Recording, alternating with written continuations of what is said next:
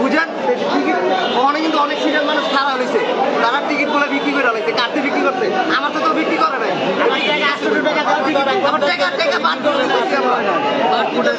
মানে কত টাকা বাড়তি নিচ্ছে? 300 টাকা হয়, আমাদের 600 টাকা, এর একটা বাড়তি না ভাই। কারণ আমরা তো ভাই গরিব গরিব লাগ, আমরাও একটা সকালাত আসতে ভাই, আমরা তো হিসাব করে গাইছি।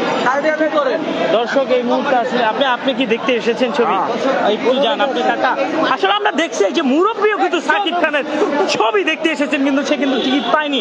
অনেক টাকায় কিন্তু বিক্রি করবেন, টিকিট নাকি ব্ল্যাকে বিক্রি করছেন, কিন্তু ব্ল্যাকে আপনার কি ব্ল্যাকে টাকার ক্ষমতা নাই টিকিট কেনার? আসলে কি ঘটনাটা ঘটেছে আমার একটু বলবেন। আপনি কি সাকিব খানের ছবি আসলে দেখতে এসেছেন কিন্তু টিকিটটি পাননি?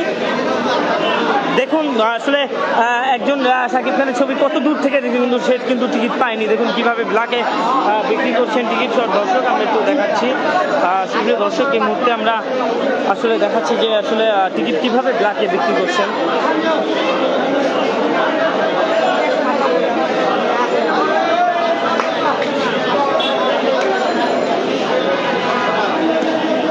এই যে তুফানের গেঞ্জি পরে কিন্তু তুফান চলে এসেছে, এই যে দেখুন